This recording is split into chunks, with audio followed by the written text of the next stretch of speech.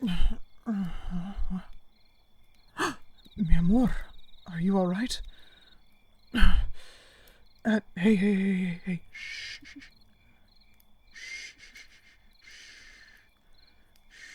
Tranquila, mi amor. ¿Estás bien, querida? Mírame.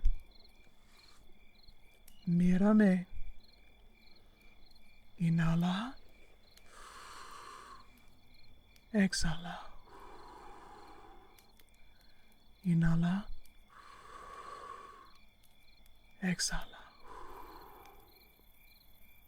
Muy bien, mi amor. Shh. None of that I'm sorry stuff. I understand, and it's perfectly fine.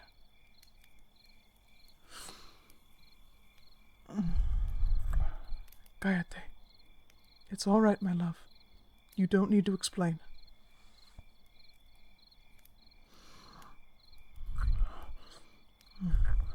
I said shut up.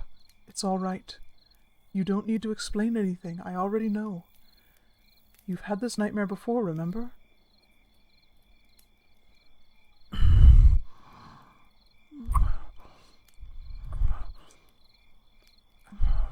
Next time I kiss you, querida, I'm sticking my tongue down your throat. Remember how you told me kissing you was the best way to make you stop talking? Bueno, that's what I'm trying to do now. Listen to me. I know you've been going through a lot lately. What with your job being horrible towards you, your schedule not leaving you any personal alone time, and your parents not being supportive at all of your decisions. And I know it's been hard, having a boyfriend on the other side of the country, only able to talk through text and voice chats. But, hey, look at me. But that part of your life is over right now. What I mean is, I'm no longer a static image on a screen or a voice in the internet void. I'm right here. Feel my heartbeat. I'm breathing and sleeping right beside you, able to touch you, kiss you, and hold you for real whenever you need me.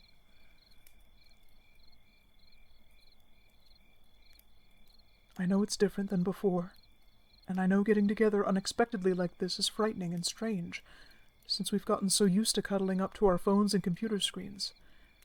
But you don't have to do that anymore. You can fall asleep peacefully with a smile on your face as I wrap my arms around you and hold you as close as I can, giving you more and more besitos and telling you all the ways I love you and every way I think you're beautiful. Here.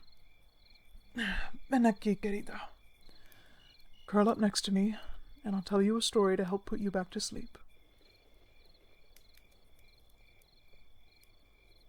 There we are. Much better. Now let me see. How did it start? Okay. The story is called The Cloak of Light.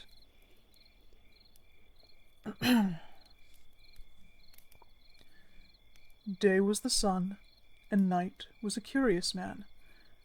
Night noticed Day shining as brilliantly as diamonds on fire in the sky. He was in awe of her warm glow and adored her from Earth. She was so bright that it hurt his eyes to gaze upon her directly. Day loved Night too. She noticed the effort he made to admire her and wished for him to be close to her. He could never look at her nor reach for her without being in great pain. She was so bright, it made Day sorrowful to know her glow was painful to her Night. Yet she was the sun. She provided Earth with warmth and light. It was in her nature to shine, and there was no other way for her to be less sun. Their love was tragic, yet true. They both wished for the same thing, to hold each other and love together for eternity, but they could not, as it caused them both great discomfort. Night was very clever, however. He decided to craft armor made of his devotion to Day to shield himself from her mighty fire. He thought, that I may safely reach out to Day without being burned to ash nor blinded by her wonderful touch.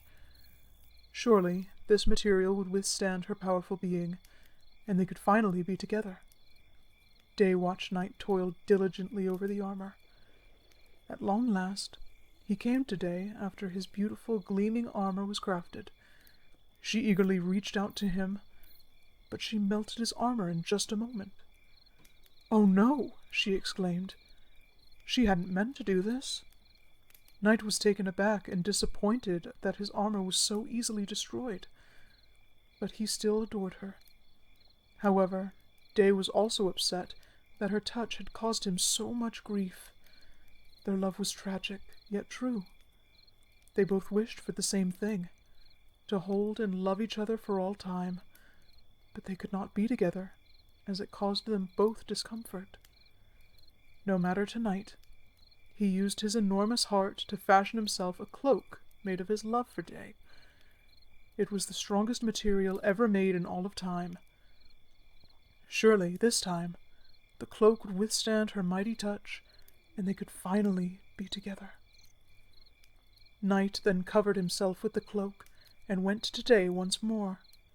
He was a man in love, determined to hold Day close to him. When she saw him in the cloak, she was overcome with joy and shone brighter than ever. This made Night nervous. The cloak was very delicate. He was unsure if it would be destroyed by her intense rays. He reached out to her anyway. Then, something truly magical happened. They were able to finally hold each other. Finally, after all this time. Night gave her happiness, and she wished to return that joy to him. The cloak allowed them to be close. She asked him if he would like to become the moon. He joyfully accepted. For some time, they stayed close to each other, though his light was pale in comparison to her wondrous glow. When he became the moon, the beings of Earth were in awe of him. Night was very kind, and he loved Day very much, so would never ask her to shine less than him. He asked her if she would like to try on his cloak instead. Day was delighted that he would offer his lovely cloak to be wrapped around her celestial body, so she agreed. When Day put on the cloak, something amazing happened. The space around her was immediately draped with darkness. Neither of them expected that.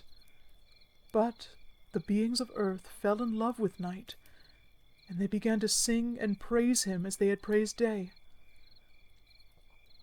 When Day saw this, she loved Night even more, if it were possible. They remained this way for some time. However, the Earth was getting sick without Day's warmth and light. She made Night aware of this, and he became sad because he knew his pale light was not enough in comparison to the gift of her brilliance. Night was very intelligent. He knew that without the Earth, he would receive no praise from the beings who lived there. He had compassion for them as he once did, since he was immortal himself. So Night and Day made a promise to each other. Day would wear Night's cloak for a short time, so that they both could shine in their own way for those who loved them most. Day and Night love each other so much, they take turns wearing Night's cloak, made of his pure love for her. Day shines always, and Night is always close to her, proving his devotion and love, just as they had wanted all along. No more did they suffer. Their love is true, but no longer tragic.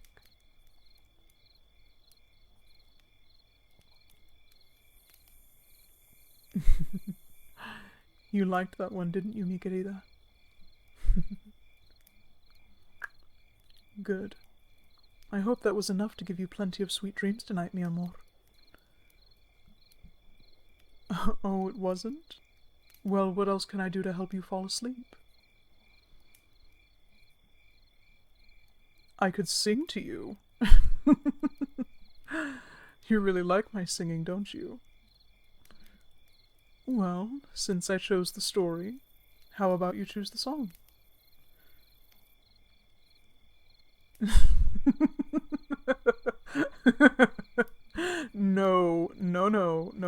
I'm not going to even attempt Selena. You know trying to imitate her is hell on my throat.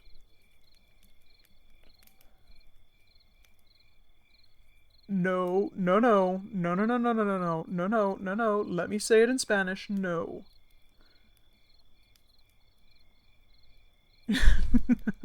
I'm not singing Antonio Banderas either, because that song ends in a grito, and I'm not attempting a grito at 2 o'clock in the morning.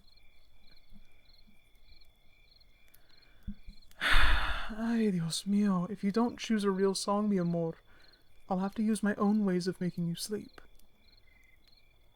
Oh, I have my ways, trust me. So, are you going to choose a song, or do I need to use my own methods to put you to sleep?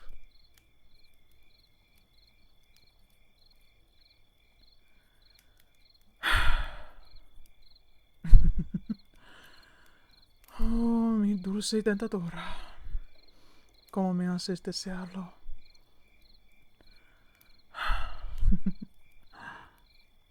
What's wrong, mi amor? I thought you wanted me to help you sleep.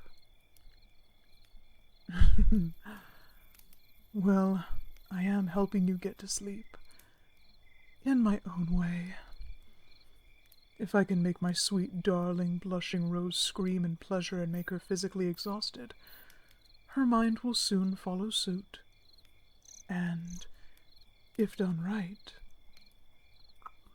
with a little more persuasion, I can make me Amor pass out entirely.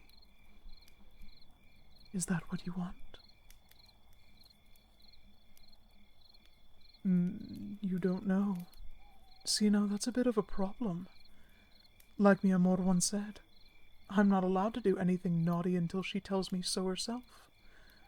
I'm a man of my word, mi querida. Do you really want me to go back on my word and make me break my sacred oath?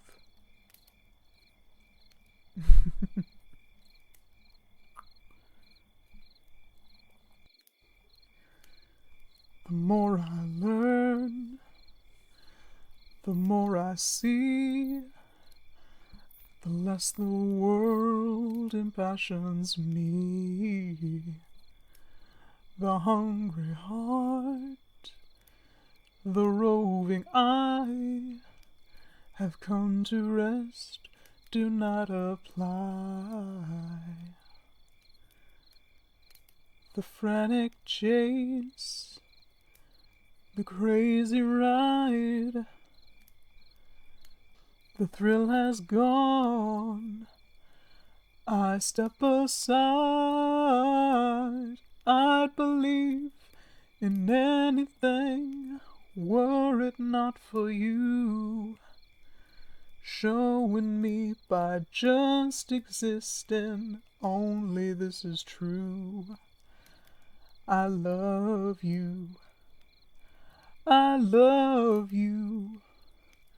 Without question, I love you. The more I want, the more I steal, the more I hold, the less is real. A world of things I follow blind, in hope not faith was paid in kind. The line is drawn, the change is made. I come to you, I'm not afraid. I believe in anything were it not for you, showing me by just existing only this is true. Oh, I love you. I love you. Without question, I love you. I believe in anything were it not for you, showing me by just existing. Only this is true. I love you. No pregunta. I love you.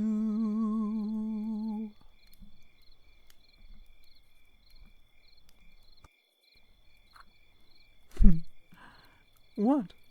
I told you I was going to choose the song if you didn't. It's not my fault you took too long. Well, when mi Rosa Nerviosa starts blushing and flustering herself, how could I not want to kiss those sweet lips and want to do naughty things to her? Can you really blame me? Well, admittedly, I've already told mi Amor how I crave her. Even now, with her in my arms, I must say it's taking a lot of my Hercules strength to hold myself back from just taking you now. But I'm nothing if not patient, so I can behave and let mi Amor get some much-needed rest. And that blush might transfer into your dreams now, my love. I might just be a bit jealous that Dream Miguel gets to have more fun with you than me.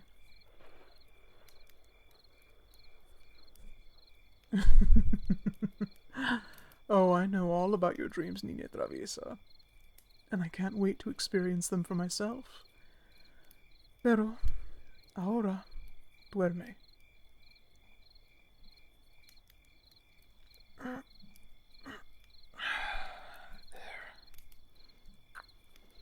Dulce sueños, mi Megara. Tonight, you rest safely in my arms. Tomorrow, I will treat you like the treasure that you are, starting with a big breakfast handmade by your Wonder Boy. Then, after that, it's a day of whatever you want. Yes, my darling, whatever you want. Now, close your eyes. It's time you went to see Dream Miguel. Te amo.